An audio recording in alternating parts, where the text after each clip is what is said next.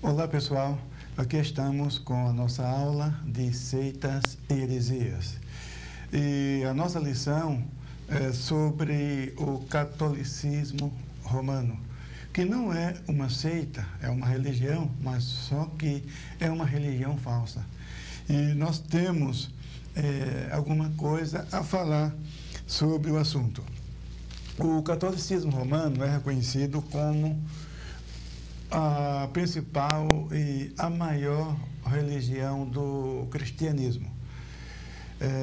São três os principais ramos do cristianismo. São eles: catolicismo romano, catolicismo ortodoxo e protestantismo. Então veja, católicos romanos, católicos ortodoxos e protestantes.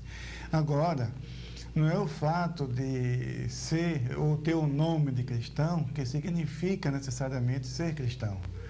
E a nossa abordagem é com base na Bíblia Sagrada, a Palavra de Deus. Então, o fato do catolicismo ser chamado de religião cristã, de ser cristianismo, pelo seu conteúdo, pela sua forma, pela sua atuação, à luz da Bíblia, nós temos visto que é uma tendência mais para o marianismo do que o cristianismo. Então, nós queremos falar alguma coisa sobre o assunto, que isso é muito importante.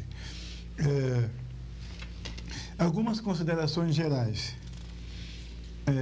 A igreja através dos séculos. Eu gosto sempre de comentar isso porque as seitas geralmente ousam dizer que a Igreja de Jesus Cristo, ao longo dos séculos, ela se afastou dos propósitos originais de Deus e que desapareceu. Geralmente, cada seita que surge reconhece e prega que foi a partir dela que o cristianismo foi restaurado.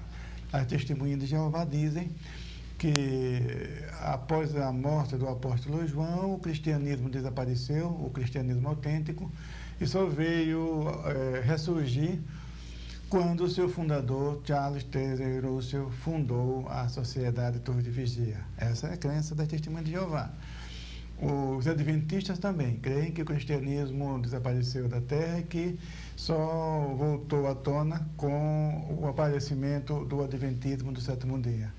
O mormonismo também. Nós temos visto que os mormons pregam que o cristianismo se apostatou e que Joseph Smith Jr. ele recomeçou tudo.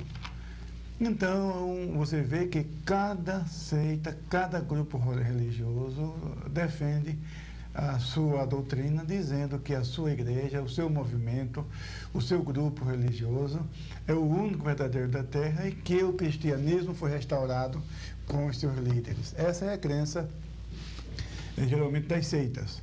Nós não cremos assim. Jesus disse: e as portas do inferno não prevalecerão contra ela, isto é, contra a igreja. Isso está em Mateus, no capítulo 16, versículo 18. E também em Efésios 3:31, aliás, 3:21, disse o apóstolo Paulo: a ele seja a glória na igreja e em Cristo Jesus, por todas as gerações, para todos sempre. Amém. Então, o Deus seria glorificado através da igreja ao longo dos séculos. Portanto, nós não cremos e nem admitimos, a Bíblia não dá espaço para essa interpretação de que o cristianismo alguma vez tenha desaparecido da terra. Não. Agora, nós entendemos que o catolicismo se desviou, sim, dos princípios cristãos. O nome católico foi aplicado pela primeira vez à igreja por Inácio, por volta do ano 200, porque o nome católico significa universal, é uma palavra grega e significa universal. Então, esse nome foi dado à igreja com o sentido de universal. E depois ficou sendo o nome da igreja, cuja sede está em Roma. E, no entanto, a igreja do Senhor Jesus nasceu em Jerusalém. Então, nós temos algumas considerações ainda sobre esse aspecto. Outro ponto, o aparato do culto católico. Desculpem-me os católicos, mas esse aparato, esse ritual na liturgia católica não tem nada de Novo Testamento, não tem nada de cristianismo. Aliás, era uma prática pagã. Aqueles sacerdotes, aqueles líderes religiosos vestidos com aquelas vestimentas típicas, aquele exagero na decoração, aquele negócio todo, isso caracteriza paganismo. Isso era comum no paganismo, nos cultos pagãos, e não no cristianismo.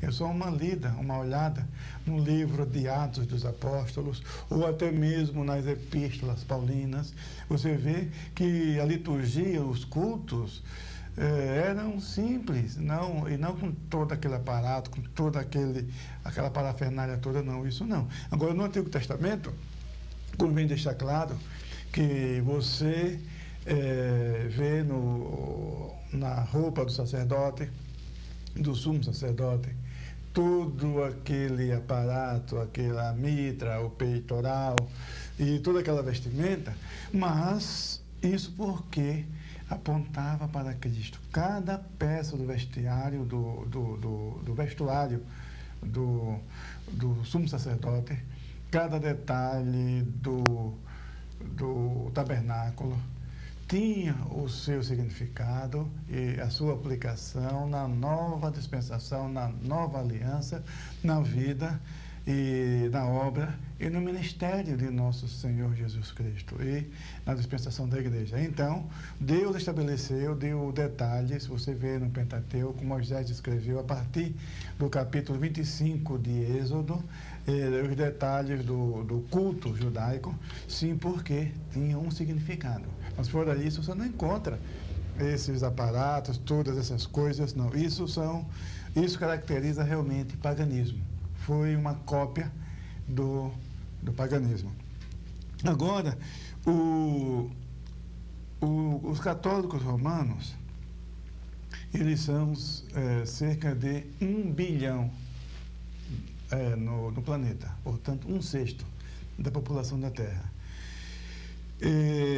Em segundo lugar, estou falando das religiões cristãs, né? Porque os muçulmanos estão com cerca de 900, falta pouco para chegar a 1 bilhão, um pouco mais de 900 milhões de adeptos.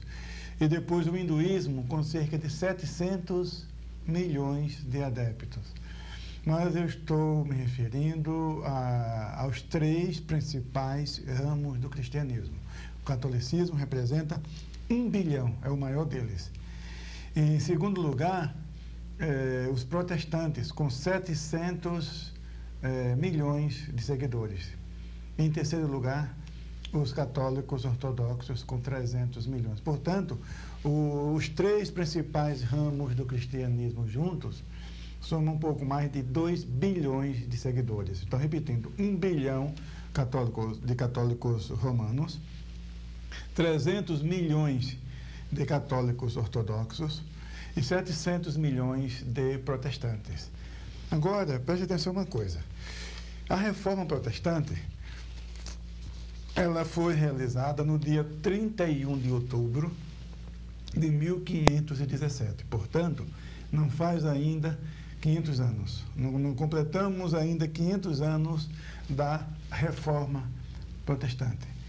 E veja a diferença entre os protestantes e os católicos romanos. Os católicos romanos, 1 bilhão. E os protestantes, 700 milhões. Então, a diferença é pouca para quem partiu do século XVI. E isso tem assustado. Esse crescimento assusta os católicos, o Vaticano, o clero. Nós não temos nenhum interesse em atacar e atirar pedras em alguém, não. Atacar a religião dos outros, não. Devemos respeitar os católicos, devemos amar os católicos. Muitos deles são sinceros, pensam que estão servindo a Deus. Como uma pessoa que se levanta pela manhã cedo e vai a uma missa, Então, essa pessoa não está para brincar. Essa pessoa está levando as coisas de Deus a sério. Mas só que essa pessoa está no caminho errado. E essas pessoas precisam ser evangelizadas. Então, a Igreja Católica, preocupada, criando rede de televisão, usando artistas. Hoje em dia, os eventos católicos estão mais para um show do que mesmo para um culto religioso. Isso porque eles já estão apelando. O catolicismo carismático, os católicos carismáticos, são uma criação planejada pelo Vaticano para fazer frente ao crescimento dos pentecostais. Então, é uma armação, algo programado para tentar deter o crescimento dos evangélicos, principalmente os evangélicos pentecostais. Por isso que você vê a mídia divulgando e líderes católicos são mais artistas mesmo do que mesmo um líder religioso, e contratam cantores famosos e artistas famosos para atrair o povo, e depois a imprensa divulga que a missa rezada por fulano de tal e reuniu tantas mil pessoas. Não é por causa da missa rezada por fulano de tal, é por causa dos artistas que foram contratados e convidados para participarem do evento. Essa sim que é a realidade. Então isso se vê o desespero do Vaticano para conter o crescimento dos evangélicos. Mas acontece que o povo está faminto da palavra de Deus. Aí que está, o povo tem necessidades espirituais. Então vai para a igreja e não se satisfaz porque eles não têm a graça de Deus para falar, e a mensagem que ele fala não está de acordo com a palavra de Deus. O povo sai mesmo, ele pode fazer os shows que eles quiserem, pode inventar, pode colocar rede de televisão em qualquer parte do mundo, pode fazer o que ele quiser, mas o crescimento é pela palavra de Deus. Se o Espírito Santo não estiver nesse negócio, pode estar certo que mais cedo ou mais tarde a casa desaba e isso não vai levar a nada. O certo é seguir a palavra de Deus. Então, esse crescimento tem realmente assustado o Vaticano. Por isso que eles têm criado essas artimanhas, e até se fala num Papa brasileiro. Até essa ideia já foi cogitada, de um Papa brasileiro para tentar conter o crescimento dos evangélicos. Mas a igreja tem crescido desde que ela foi implantada, principalmente no Brasil. Ela tem crescido pelo poder atuante do Espírito Santo. Não são igrejas que cresceram por força da propaganda, da mídia, do marketing, não. Não foi necessário ninguém fazer curso, estudar psicanálise, estudar Freud, aplicar esses recursos na propaganda para ganhar as pessoas para Jesus. Não, é o Espírito Santo, as necessidades espirituais. A pessoa encontra a solução dos seus problemas em Jesus. Então, é esta mensagem que nós pregamos e que tem levado essas pessoas aos pés de nosso Senhor Jesus Cristo. Portanto, não adianta querer imitar, querer tapear o povo está sendo enganado. Essa que é a realidade, o povo está sendo enganado. Então, nós temos aqui alguma coisa a falar com relação ao papismo, que muitos não sabem. Como disse um certo político, na época da guerra, disse que uma mentira repetida 20 vezes se torna verdade para aquela pessoa. E parece que isso tem um certo fundamento, sim, porque se você ouve alguém falar, ou as pessoas falarem, durante a sua vida, pelo menos 20 vezes, que Pedro foi o primeiro Papa, aquilo na sua mente passa a ser uma verdade. Mas só que isto não pode ser provado à luz da Bíblia e nem da história. Isso, biblicamente, não pode ser provado, e também na história. Ninguém, em sã consciência, pode negar o prestígio do Papa hoje em dia no mundo. Mas isto porque ele é o representante da maior religião no planeta. Nós já falamos que os católicos romanos são 1 bilhão. Então, a segunda religião é o islamismo, com um pouco mais de 900 milhões. Depois, o hinduísmo, com 700 milhões. Os protestantes também estão com 700 milhões. Então, é claro que o chefe da maior religião da Terra tem o seu prestígio político, não é a menor dúvida. Mas eu estou falando em termos de Bíblia, a palavra de Deus. O cargo dele não é legítimo, à luz da Bíblia.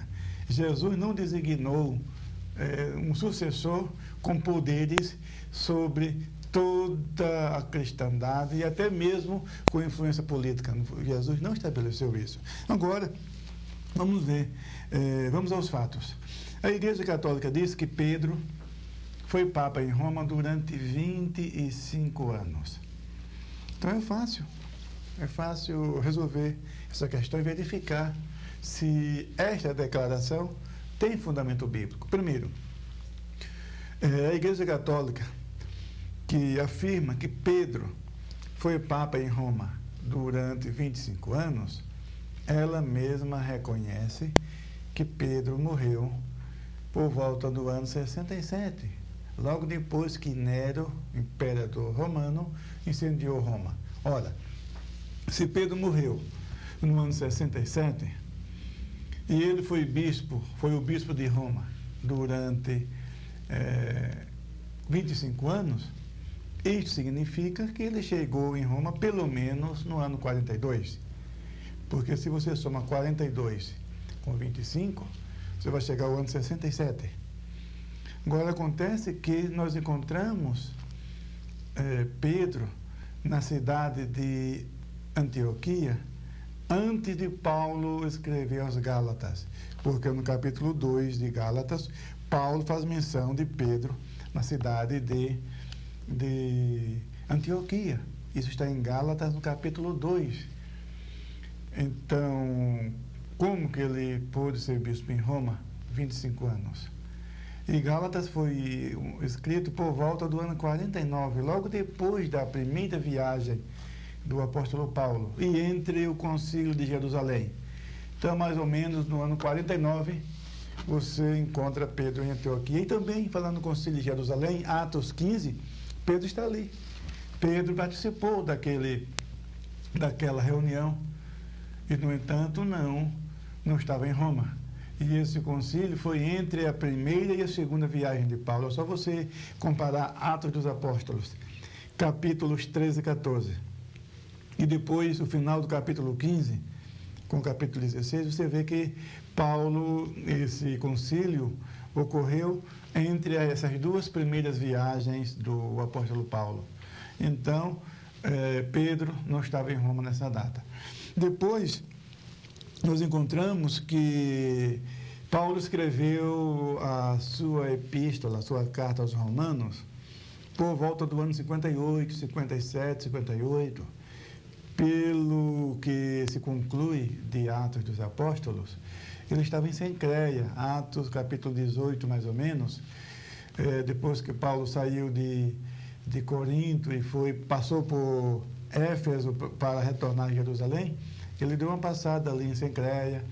E então, mais ou menos, como no versículo 1 do capítulo 16 de Romanos, ele diz: recomendo-vos, pois, a nossa irmã Febe, a qual serve a igreja que está em Cencreia. Então, veja que a irmã Febe morava em Cencreia, servia a igreja que estava em Cencreia, e ela mesma foi a portadora da epístola aos Romanos, que levou para a cidade de Roma. Então, isso aconteceu por volta do finalzinho da segunda viagem do apóstolo Paulo. Então, podemos colocar entre 57 e 58, que se houver diferença, não passa de um ano. E, no entanto, no capítulo 16, o apóstolo manda saudação para pelo menos 22 pessoas. Manda saudações para Áquila, para Priscila, para Trifena, Trifosa, Júnias e assim por diante. E o bispo de Roma não aparece, não é estranho. Como que um homem do porte do apóstolo Paulo escreve uma carta, uma epístola, da envergadura da epístola aos Romanos, para a igreja de Roma, e manda saudação para tanta gente, para os seus cooperadores e tanto mais, Nereu e outros, pessoas que nem sequer aparecem no livro de Atos dos Apóstolos, aparecem ali no capítulo 16 de Romanos. E Pedro não aparece. Tem fundamento uma situação dessa? Ele escreveu uma carta para a igreja e nem sequer mandou uma saudação para o pastor da igreja. Então, essa é outra prova das falácias do catolicismo romano com relação a Pedro ser o primeiro Papa e ser bispo de Roma durante 25 anos. A outra falácia, que podemos mostrar, é que no ano 62, Paulo chega à cidade de Roma. E diz em Atos dos Apóstolos, os últimos versículos, no capítulo 28, diz que Paulo morava numa casa alugada, os irmãos iam vê-lo e Pedro não aparece. Não é estranho? Outra coisa, nessa mesma época da prisão, Paulo escreveu as epístolas aos Efésios, aos Colossenses, a Filemon. No ano 63, escreveu aos Filipenses e manda saudação e faz menção dos companheiros que estão com ele, exceto Efésios, porque a epístola aos Efésios é a mais impessoal das epístolas paulinas. Mas fora isso, as demais cartas, ele sempre faz menção de um cooperador ou outro. Mas Pedro também não é mencionado nessas cartas. No ano 67, quando ele está prestes a ir à morte, ele escreveu a segunda epístola de Timóteo, fala de Lucas, fala de Demas, fala de Crescente, mas Pedro não aparece, o bispo de Roma não aparece. Então veja que essa teoria de que Pedro foi bispo de Roma durante 45 anos é uma camisa de força. E outra coisa, nem se sabe ainda que se Pedro realmente esteve em Roma. O único documento que fala da morte de Paulo e da morte de Pedro é uma carta, parece que era de Clemente de Alexandria, se não me engano, Clemente de Roma, não me recordo bem. É uma carta do final do primeiro século, que faz menção da morte de Pedro e da morte de Paulo, que Pedro chegou em Roma e Pedro foi martirizado. E Eusébio de Cesareia, historiador da igreja, o pai da história eclesiástica, no IV século escreveu a história da igreja. E como ele tinha poucas informações do final do primeiro século, da segunda metade do primeiro século e da primeira metade do segundo, então ele tinha esse documento e ele compilou esse documento e é através de Eusébios que nós ficamos sabendo dessa história. E na Bíblia temos uma passagem, agora eu me lembro, na primeira epístola do apóstolo Pedro, no capítulo 5, no versículo 13, que ele diz assim: a vossa coeleita em Babilônia vos saúda, e meu filho Marcos. Então, alguns interpretam que essa Babilônia aqui é Roma, porque é uma Babilônia mística. Então, se essa interpretação pudesse ser aceita, porque muitos acham, muitos consideram difícil, que dificilmente Pedro estivesse na Babilônia, onde atualmente é o Iraque, o antigo Império Caldeu, e dificilmente ali seria o centro das atividades de Pedro, e não há registro algum de que Pedro estivesse ou visitasse aquela região. Então, muitos acham que não era aquela Babilônia, mas que se trata da Babilônia mística mencionada em Apocalipse, capítulo 18. E também havia no Cairo, nas proximidades do Cairo, uma cidade com o nome de Babilônia, que foi fundada pelos que fugiram da Babilônia, ainda na época do rei Nabucodonosor. E era conhecida também como Babilônia. Mas também não há registro, ninguém pode provar a presença de Pedro nessa região. Então, a maioria dos expositores do Novo Testamento admite que essa Babilônia aqui é Roma. Então, se isso realmente puder ser confirmado, então Pedro chegou em Roma um pouco antes da sua morte. E interessante que o filme Covardes, veja só, a obra foi escrita por um escritor católico polonês, que até ganhou o Prêmio Nobel de Literatura, parece-me que em 1905, se não me falha a memória, sobre o Covardes. E você, quem já assistiu aquele filme pode observar que naquele filme Pedro chega à cidade de Roma um pouco antes da sua morte. Então esse filme depõe contra o próprio Vaticano, contra o próprio catolicismo romano. Muito bem. Então, é base bíblica para dar sustentação a essa teoria de que Pedro foi bispo de Roma durante 25 anos, não existe. Segundo lugar, o papado também não existe.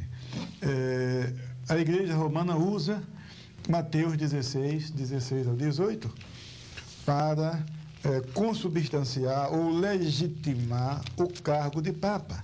Eu quero até ler esses versículos, Mateus, capítulo 16, versículos 18 ao 20, e lemos o seguinte: Pois também eu te digo que tu és Pedro, e sobre esta pedra edificarei a minha igreja, e as portas do inferno não prevalecerão contra ela. E eu te darei as chaves do reino dos céus. E tudo que ligares na terra será ligado nos céus.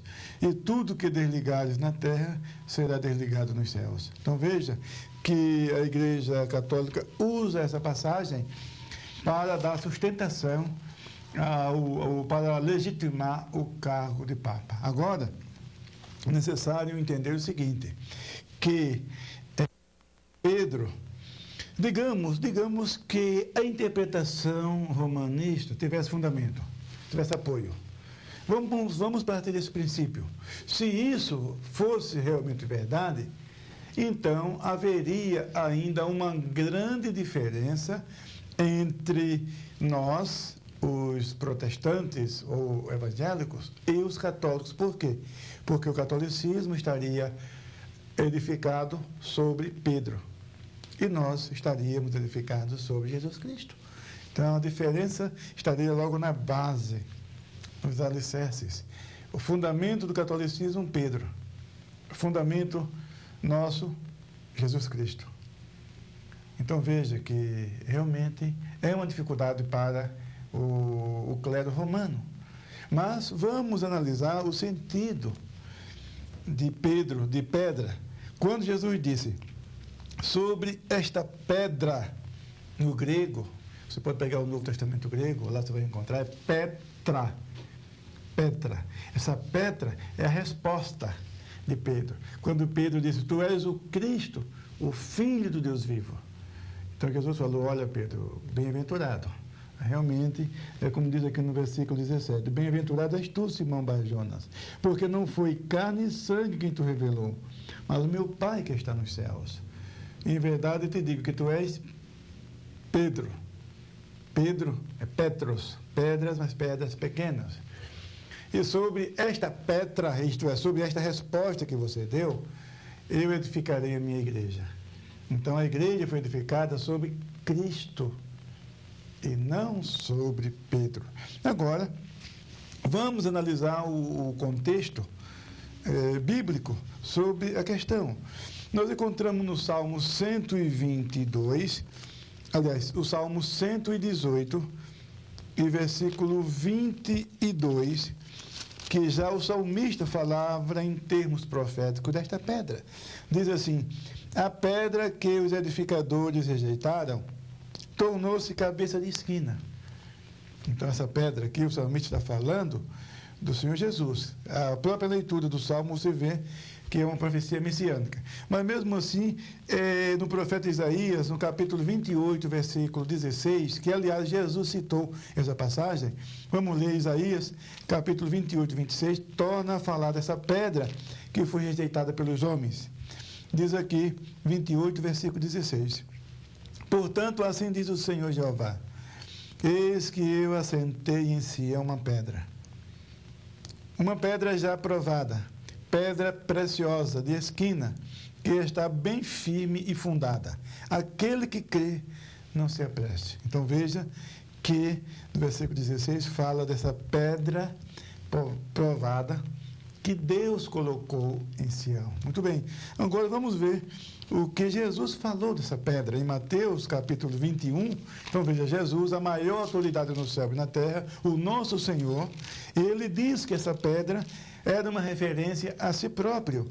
Mateus, capítulo 21, no versículo 42, lemos o seguinte: Diz-lhes Jesus: Nunca lestes nas Escrituras a pedra que os edificadores rejeitaram? Essa foi posta por cabeça do ângulo.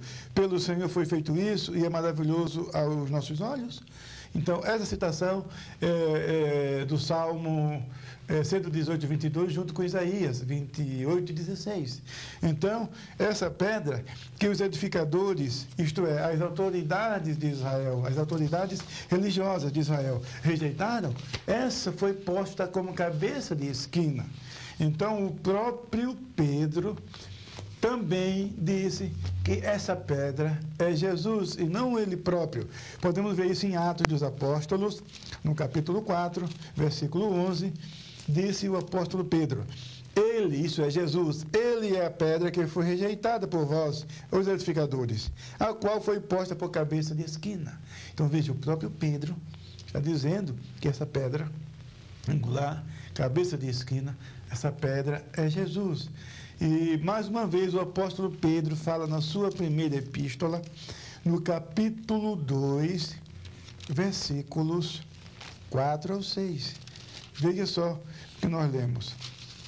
Primeira epístola de Pedro, capítulo 2, versículos 4 ao 6. Lemos o seguinte: E chegando-vos para ele, isto é, Jesus, a pedra viva, reprovada na verdade pelos homens, mas para com Deus eleita e preciosa. Vós também, como pedras vivas, sois edificados casa espiritual, sacerdócio santo, para oferecerdes sacrifícios espirituais agradáveis a Deus por Jesus Cristo, pelo que também na Escritura se contém: Eis que ponho em Sião a pedra principal da esquina, eleita e preciosa, e quem nela crer não será confundido. Então veja, resta mais dúvida? Quem é a pedra? É Jesus ou é Pedro? Claro que é Jesus. Agora, Pedro, sim, era uma pedra. Por quê? Porque a igreja ela é comparada a um edifício espiritual. E assim como o edifício físico tem os seus fundamentos, tem uma base, você, quando vai construir uma casa, vai construir um prédio, você tem que fazer a fundação, tem que fazer o alicerce, para, em cima do alicerce, erigir a construção. E nós lemos aqui em Pedro que ele chama a igreja de casa espiritual.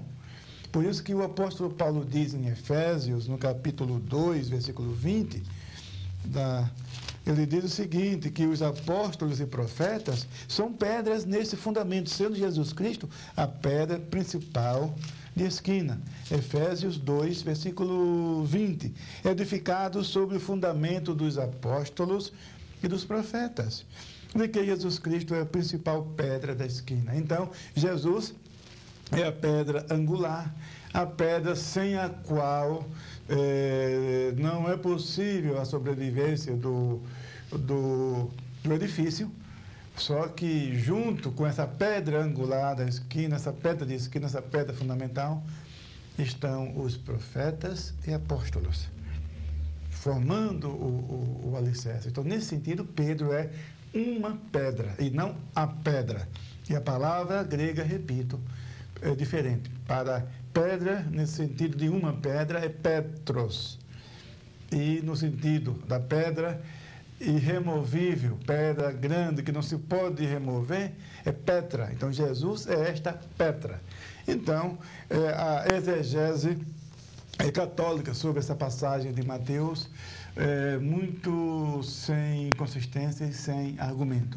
Então, todos os protestantes, todos os cristãos evangélicos sabem que o cargo papal não é legítimo à luz da Bíblia Sagrada. Muito bem. Então, era isso que eu tinha a falar sobre o Papa, sobre o papismo. Agora, vamos a um outro ponto, que é muito grave.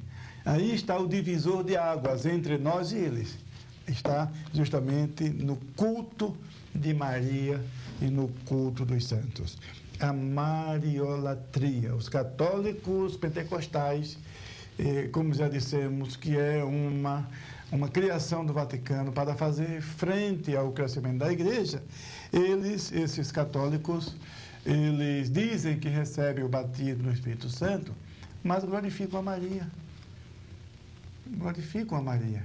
Nos shows que os artistas católicos apresentam aí, e apelidam aquilo de missa, né? Faz um show misturando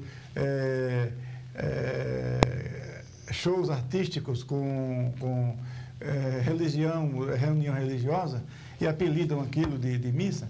Pode observar que naquela euforia e tudo mais, estão glorificando a Maria, cantando hinos de louvor a Maria, e falam que não adoram. Não, nós não adoramos. Apenas veneramos. Ora, meu Deus do céu, se uma pessoa se prostra diante de um ser ou de uma imagem, dirige àquele ser orações, oferece ação de graças para esse ser, canta hinos de louvor a esse ser, faz pedidos a esse ser e depois vem agradecer a esse ser o seu pedido, se prostra diante dele e falar que isso não é adoração, então fica difícil o que os católicos entendem por adoração. Porque adorar é culto, adoração é culto. Adorar é cultuar. A palavra grega para adorar, proskineo, que é muito usada, aparece 61 vezes no Novo Testamento grego, mas aparece também o verbo latreuo. Latreuo, de onde vem a palavra liturgia. Latreuo é serviço sagrado. Então, se você fizer um levantamento das igrejas católicas por esse mundo afora, pode observar que mais de 70% dessas igrejas têm o nome de Maria ou de santos. São poucas as igrejas católicas cujos nomes, ou seja, que essas igrejas sejam dedicadas ao Senhor Jesus. Pode observar. Você na sua cidade, procure saber das igrejas católicas que tem na sua cidade. Procure saber o nome delas. A igreja de Santa Elizabeth, a igreja de Santa Eduvige, a igreja de São Genaro, a igreja de Santo aquele outro. Tudo quanto é santo. E a Maria, a igreja da Aparecida, a igreja disso, aquilo outro. De Jesus é raro. Muito raro você encontrar uma igreja católica com o nome de Jesus. Então, eles dão mais ênfase a Maria do que a Jesus. Então, não é cristianismo, não, senhor, à luz da Bíblia é mariolatria, é marianismo, isso sim, marianismo. Agora, muitos deles, os líderes, se sentem ofendidos quando falamos que os católicos adoram Maria, adoram sim, eles não dizem, quer dizer, eles inventam uma nomenclatura diferente, mas a oração é a mesma, é igual às testemunhas de Jeová, que vende revista de porta em porta e fala que não está vendendo. Não, estou distribuindo por uma contribuição de tanto. Você telefona na Sociedade Torre de Vigia, quer comprar um livro deles, ou uma literatura, você não pode perguntar o preço. Então ela fala, não, nós estamos distribuindo por uma contribuição X. Só que se você não tiver essa contribuição, você não compra aquele produto, você não adquire aquele produto. Ora, como chama o mecanismo, o processo de dar um objeto e receber o equivalente de dinheiro? É compra e venda. Não adianta querer tapar o sol com a peneira, não. As seitas trabalham muito com nomenclaturas, fazem a mesma coisa e usam nomenclaturas diferentes para disfarçar, para dar um realce ao seu contexto. E a Igreja Católica, embora não seja uma seita, mas usa os mesmos argumentos, e aliás, parece até que as seitas aprenderam com o catolicismo romano esses artifícios. Então, adoram a Maria e dizem que não estou adorando, estou venerando. Não, não é assim. Outra coisa, o culto de Maria, a oração, por exemplo, eles têm uma reza, creio que você conhece, acho que todo mundo conhece. Eles falam assim, Eles falam assim: Santa Maria, a Mãe de Deus, rogai por nós, pecadores, agora e na hora da nossa morte. Amém. É uma oração dos católicos. Eles vão rezar o terço, para cada 10 Ave Marias, eles rezam um Pai Nosso. Então, veja, 10 por 1. 10 vezes Maria e uma vez Jesus. 10 vezes Maria e uma vez Jesus, tá? Então, no Rosário, você que é católico ou que veio do catolicismo, não sabe muito bem disso. Sabe de que estou falando? Então, isso não é idolatria? Claro que é. A Bíblia diz, na primeira epístola do apóstolo Paulo a Timóteo, no capítulo 2, e o versículo... primeira epístola, estou na segunda, primeira epístola, capítulo 2, versículo 5, diz assim: porque há um só Deus e um só mediador entre Deus e os homens, Jesus Cristo, homem. Ora, a Bíblia diz que há um só mediador entre Deus e os homens, e que esse mediador é Jesus. Agora, como pode alguém, em sã consciência, conhecedor da palavra de Deus, fazer uma oração dessa, dizendo: Santa Maria, Mãe de Deus, rogai por nós? E uma vez que só Jesus é o único mediador entre Deus e os homens. Então, a Igreja Católica está violando a palavra de Deus. Agora, abrindo um parênteses aqui, antes de retornar o assunto de Maria, eles falam da tradição, do magistério. Dizem que a tradição tem a mesma autoridade da Bíblia. E o argumento deles é o seguinte: quem produziu o Novo Testamento? Não foi a igreja? Ou o Novo Testamento produziu a igreja? Aí você vai dizer: não, foi a igreja que produziu o Novo Testamento. Tudo bem, isso é verdade. Aí ele vai dizer: escuta, se é a igreja que produziu o Novo Testamento, por que ela não pode alterar e não pode ter a mesma autoridade do Novo Testamento? Aí você começa a analisar e realmente você parece que tem até uma certa lógica nesse argumento. Mas acontece que, se você perguntar para esse católico, ou para esse padre, ou esse líder do catolicismo, membro do clero, perguntar: escuta, onde está escrito na Bíblia, no Novo Testamento principalmente, pelo menos uma vez, que os apóstolos se apresentaram, ou se apresentavam, como apóstolo da igreja? Você não vai encontrar. Eles se apresentavam como apóstolo de nosso Senhor Jesus Cristo. Então, os apóstolos não eram apóstolos da igreja, mas apóstolos de Cristo. Paulo disse em Gálatas, no capítulo 2, versículos 11 e 12, ele diz que o evangelho que eu prego não recebi nem aprendi de homem algum, mas pela revelação de Jesus Cristo. Então, os apóstolos eram apóstolos de Jesus Cristo. Eles tinham compromisso com o Senhor Jesus. Então, não é correto dizer que a igreja tem autoridade de modificar o Novo Testamento ou de contrariar o Novo Testamento, porque o que a igreja está fazendo está indo contra os ensinos da Igreja Católica. A Igreja Católica está indo contra os ensinos da Bíblia Sagrada. Então, o argumento deles está sem fundamento. Então, qual outro argumento? Eles apresentam... eu queria falar que o livro chamado As Glórias de Maria está aí no texto, você pode ler depois, que apresenta pelo menos 80 vezes títulos a Maria, títulos divinos. Chama Maria de onisciente, de onipresente, de redentora e coisa dessa natureza. É idolatria, quer dizer, divinizaram Maria. Então Maria ficou uma deusa. E sabemos que Deus é coisa de mitologia, não é Bíblia.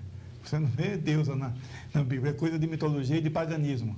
Então, outro argumento para defender as imagens do culto dos santos e da imagem de Maria são os 2 querubins que Deus mandou Moisés colocar sobre o propiciatório da Arca da Aliança, no lugar santíssimo, no tabernáculo. Então, eles querem justificar porque o decálogo diz, não farás para ti imagem de escultura e nem te encurvarás a elas. Então, ele diz, mas o mesmo Deus que falou isso, mandou também fazer querubim, sim, mas não mandou ninguém se ajoelhar diante dos querubins. Aí que está. E você não vê em nenhum lugar da Bíblia um judeu religioso devoto orando aos querubins ou pedindo ajuda dos querubins. Você não vai encontrar isso. Então, é um argumento muito fraco usado pelos católicos. E, além disso, os querubins eram uma figura da nova aliança. É só você ler com calma Hebreus 9, versículos 5 ao 9, você vai entender que aquela arca da aliança tem um significado no sacerdócio de nosso Senhor Jesus Cristo. Então, esse argumento da Igreja Católica não tem fundamento. E, por causa disso, eles querem negar por todos os meios que Maria não teve filho e que os filhos, os irmãos de Jesus mencionados nos evangelhos, são uma referência aos seus primos. Né? Eles são tão... Tá certo? Eu nem vou entrar muito nesse detalhe, porque todo mundo já sabe, tá certo? que Maria teve mais filhos. Você vê em Marcos capítulo 6, versículo 3. Eu quero ler só um versículo para não dizer que... Você pode ver isso em Mateus capítulo 13, os últimos versículos, Mateus 12 também, os últimos versículos, a menção dos irmãos de Jesus. Aqui em Marcos, quero ler esse.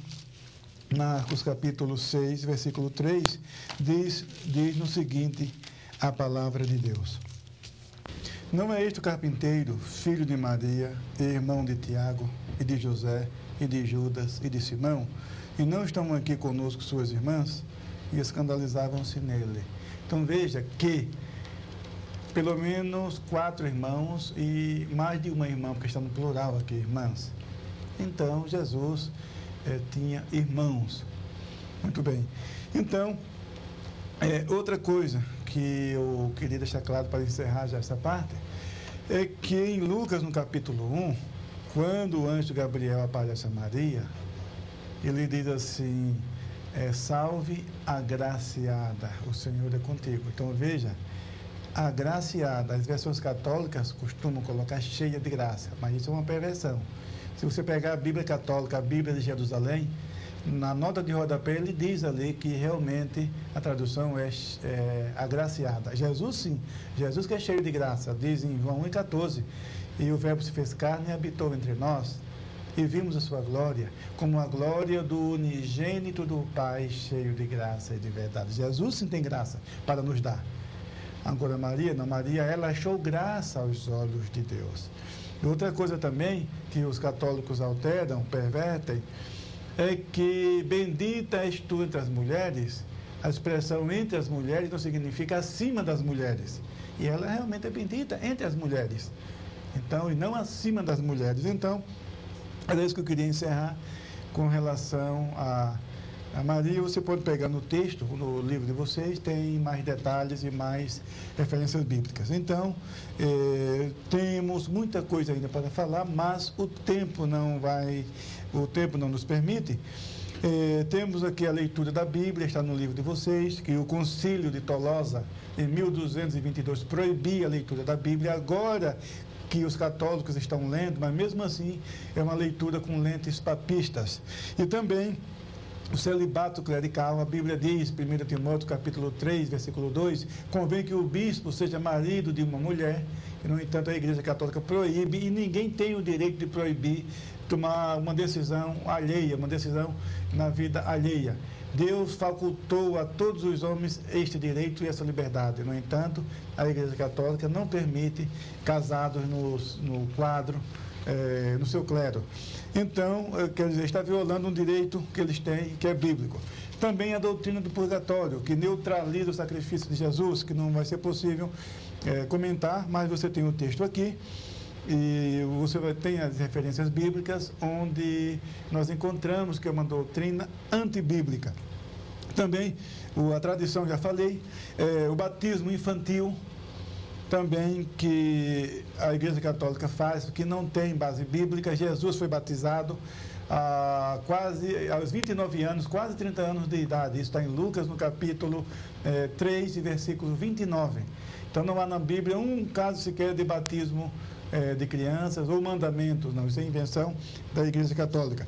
Salvação pelas obras. A Bíblia diz que a salvação é pela fé em Jesus. E eles defendem a salvação pelas obras. Resumindo, hoje o Papa quer reunir as igrejas em torno de si mesmo através do ecumenismo. Há, porém, os que estão se juntando a eles e estão desconsiderando o brado da reforma protestante de sola scriptura, sola gratia, solo Christus e sola fides. Isto é, só as Escrituras, só a graça, só Christus e só a fé.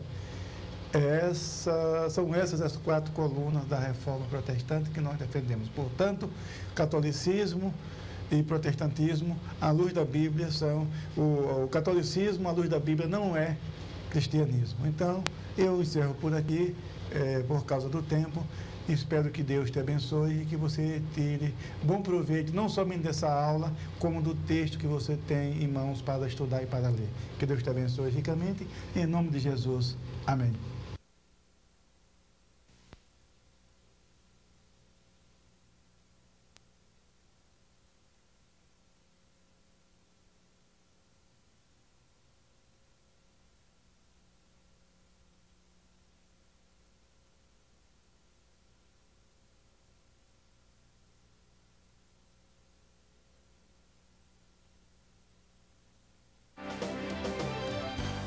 Leia o livro Deus é Tremendo e descubra as 14 principais características do caráter de Deus. Deus é Tremendo, de Tony Evans. É uma viagem fascinante ao encontro da grandeza de Deus. Adquira-o na livraria evangélica da sua cidade ou pelo telefone 0800 17 20 85.